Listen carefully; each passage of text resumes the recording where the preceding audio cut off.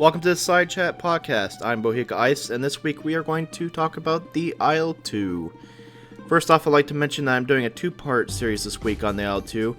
First off, I started a new series last week where I featured the Boomerang, where I go out and discuss how an airplane kind of works in War Thunder, what my thought process is when I fly it, my tactics, and kind of the overall strategy, trying to help those beginning to intermediate players. So I will be featuring the IL-2 this week as my favorite plane. First off, why is the IL-2 so important to history? It was the most produced military aircraft of all time, with over 36,000 produced. That's insane. And there's a quote from Stalin: "They are essential as bread to the Red Army." These planes were, like he said, essential to the defense of Soviet Russia. And it's kind of the idea of, and I hate to use the StarCraft reference here, but Zerg Rush the Germans with, as many IL-2s as you can, disrupt troop movements, disrupt, supply lines, and then take out as much armor as possible. And these planes did their job, and the pilots that flew them were very brave, and it was, I hate to say it, kind of chaotic. But the IL-2 did go through some different nicknames, and it has, what I could find on the net, quite a few of them. One of them was Black Death. I never heard it called that personally. Hunchback, I've always heard it being called the Flying Tank, and NATO called it a Bark as a few. So the IL-2, first off, I want to mention, was built by three different factories. One was Savad 1, Savad 18, and Savad 30. These factories kind of produced the IL-2 with parts on hand. There was no really industry standard per model. It was, if we have extra metal today, we're going to make a metal wing IL-2. If we don't have the metal, we're going to make a wooden wing IL-2.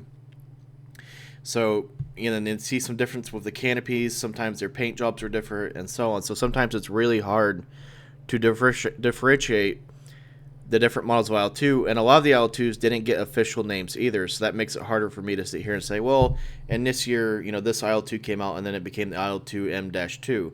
Well, no, they just called it the IL-2 Type 1942 typically. And that's an unofficial name, but that's how a lot of historians that I could see named it. And first off, I'd like to say that most of the good IL-2 information is actually still in Russian. I speak English. I tried to translate and cross-reference between about 4 sources most of this information. If I do get anything wrong, any technical data, please leave a comment below. I'm not saying I'm perfect, but I did try my best in the American Western world to pick up as many facts as I could on this aircraft to pass along in this podcast. So we're going to start with the prototype Tsk B-55. That's it right there. It was originally a 2-seater, which I think is interesting because the first production model is a 1-seater IL-2. This plane had over 1,500 pounds of armor. That's 700 kilos. The armor was meant to protect crews, engines, radiators, and fuel. I'm going to talk about the makeup of the armor of the IL-2, but that is one reason that this plane was made with a lot of steel. It's meant to take a lot of damage, but it's also meant to dish out a lot of damage. The problem with this plane, though, was that it was underpowered and overweight, and Stalin and many others felt it wasn't fast enough. So the one seat was cut out, and then they went through some other prototypes to get the IL-2 that was first produced in 1941. And then there was also I want to mention real quick, the first IL-2 that hit combat was actually a Shavak 20mm installed. They wanted 23mm off the bat. Somebody else won the contract. He used magazines to feed the gun. The magazines evidently were giving quite a bit of problems. VYA 23mm were picked instead, and then that guy was executed. I couldn't find a legitimate source on it, but that's the story that I could find on the net about that. And so the VYA 23mm were added later that spring, so there was a few kind of pre-war 20mm Shavak IL-2s. Probably not enough to warrant a War Thunder model over. I'm going to talk about the IL-2's armament and armor later on. I just want to mention that when the IL-2 first went to service, there was actually no training or tactics developed to go with it, and most of the pilots never fired the plane until actual combat, so they had no idea how the 23mm, how they aimed, how the recoil was, what angle they're supposed to come in. None of the stuff that you really want to cover in flight school or familiarization course at least. Even though the IL-2 could carry rockets, the pilots typically relied on the 23mm due to the rockets just being horribly inaccurate. Then it also could carry, and I'll put up a video in a bit here, the PTAB bombs, and then they drop normal bombs. and so on. The armor for the IL-2, there's a couple stories out there that it literally took over 600 hits, control surfaces, and so on. The IL-2 idea was you fly low, you fly as fast as possible, you hit your targets, and the German 88 millimeters had a hard time picking you up because you were too low and the guns couldn't depress or fire fast enough. So your biggest threat was the 20 to 37 millimeter cannons, but like I said, the plane, super heavily armored, you tried to deflect as many of those possible and keep your pilot alive. And then we're going to talk about the armor a bit here. The armor was like an armor, they called it an armored tub. It was about 5 to 12 millimeters thick around the engine and cockpit. The plane didn't actually have aluminum panels like most, like 99.9% of all other aircraft made in history. They replaced the aluminum panels with just solid steel, and I just think that's insanity, and that's why the plane was so heavy and kind of cumbersome. The poor gunner in the back, though, had next to none, and gunners were 4 times likely to die. But the gunners were eventually added to the plane. Was great against taking ground to air abuse, but air to air, the German 109s just kind of had their way with the IL-2. So the rear gunner was added to try and protect the rear flank of the IL-2. I'd also like to mention that I guess since we're talking about the gun, I'll go through and go ahead and run through the armament packages that the IL-2 had available to it. First off, like I said, the early IL-2s had the 20mm Shavaks, and then they had 7.62mm machine guns were pretty much a standard fixture on it. Early IL-2s were able to carry 82mm rockets, and the later ones that was bumped up to 82mm rockets. They were eventually able to carry 4 132mm rockets. Those are some big boys. And then most, they had 2 hard points underneath for bombs underneath the belly.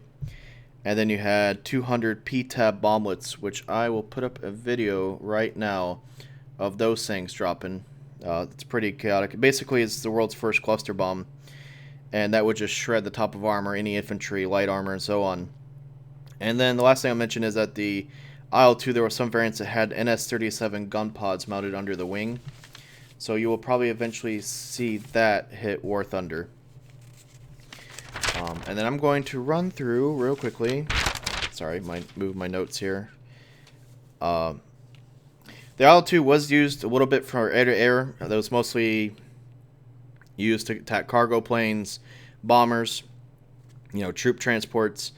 It was only used as a fighter when there was massive shortages, which, like I mentioned, if 109s versus IL-2s was not something that you typically wanted to happen to your aircraft. And then we're going to real quickly run through the variants. Like I said, the one-seater came out in 1941 with the 20mm and the 23mm. The two-seater came in around 1943. The two-seater was original two-seater was just the typical IL-2, and then they removed all the crap out of the back. The guy usually sat on like a burlap bag, I read, and then he had a 50 caliber on a jerry-rigged mount. Well, then they actually came out with, in 1943, a real seat for him and everything. The aircraft center of balance was messed up, though, so later IL-2 Type 3 came out with swept wings to move the center of gravity back, and then there's also an IL-2 torpedo bomber, and then there's also an IL-2 prototype with the M82, and that's about all I could find for different variants of the IL-2. I want to real quick and go back to that IL-2 M-3. That is a plane that will probably be coming to War Thunder sooner or later. It is, I don't know, it's going to probably be a later tiering, even though it's pretty much the same aircraft as the other ones. It had swept wings, and when I say swept wings, I'll put up a picture of how swept they were. It's only a 9 degree to 15 degree swept. It's not it's not like a F-14 Tomcat or anything, but it was a slightly more swept wing. That was to move the center of gravity back so the airplane flew better. Also, another important thing to point out was that the guns, the 23mm, were fleshed into the wings. That helps reduce drag when you don't have huge steel tubes hanging off your wings, creating drag and resistance on your aircraft. And then depending on where it was built early on, it was metal or wooden wings, but then later it was all metal wings. And the real reason that metal wings are important was that metal wings are lighter and they also absorb more damage. This plane never received an official name, so you might see it called like the IL-2 M3 or Type 3 or IL-2 M Type 1943. But like I said, it is probably the most important plane to note because these were the ones that were sold off, I think, afterward to Polish and some other countries as well. Some real quick performance numbers for you. The IL-2 empty is 90, almost 10,000. Let's just round off, 10,000 pounds empty. To give you an idea, a Yak 7 weighs 5,400 pounds. A P-40, I think, is like 5,800 pounds. This plane was almost a little under double the weight of a normal fighter. Max takeoff weight, though, was 14,000 pounds, so it could hold about 4,000 to 5,000 pounds more of just bullets and ammunition and munitions, period. There's a max speed of 251 mph. I don't know how accurate these numbers are. Range of 373 miles, that's 600 kilometers. And it had a service ceiling of 6,000 meters or 20,000 feet. I don't believe that number. I think it's Russia pulling her chain or somebody messed up the information. I don't believe that IL-2. Maybe if it didn't have all that steel armor on it. I don't know. I don't know if I'm buying that one. I could be wrong, but my bullshit meter is kind of ticking on that one. To real quickly tell you how can you tell the difference between the different planes. Early IL-2s had no gunner, like I mentioned. IL-2Ms had a short aerial mast, long tunnel-like canopy, and then you can sometimes tell by the camouflage.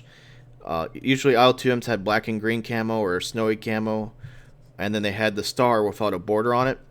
IL-2M3, like I mentioned, it has the flesh guns, the swept wings, and then it had smaller hatches for the ammo boxes underneath to try to break up the drag.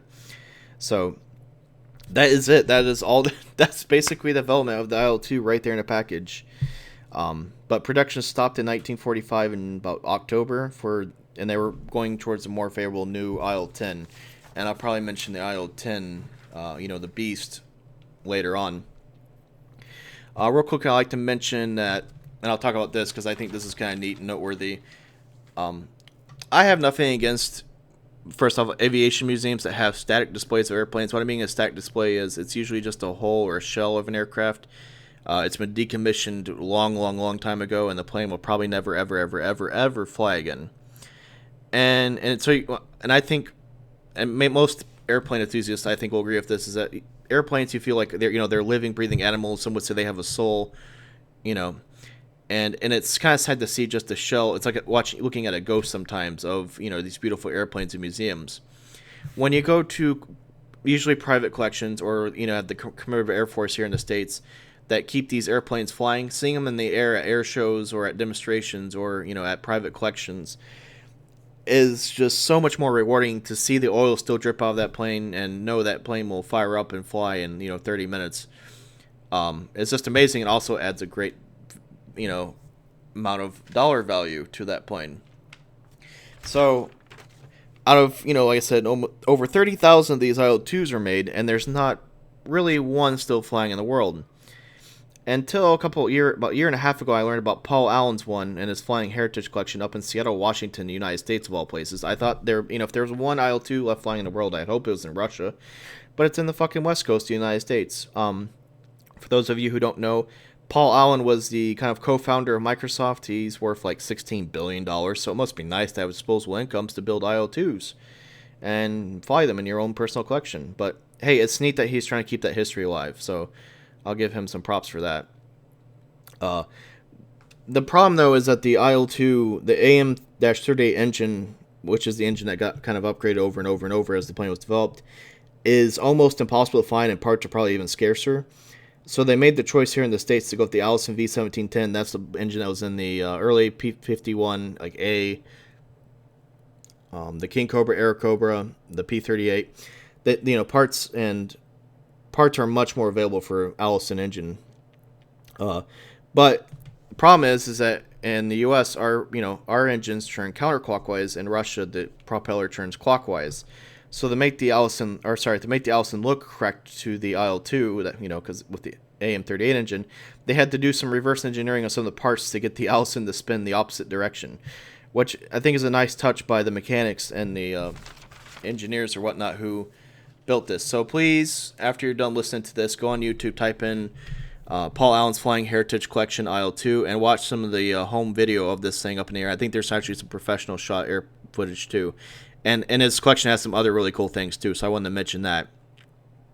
Like I said lastly, if you want, you can check out the IL-2. I'm going to post this probably in the next 2 or 3 days of where I'm going to take out the IL-2 in actual gameplay, and then I'm going to talk about my tactics, what the IL-2's destructive capability is, air to air and air to ground. And, like I said, thanks for listening.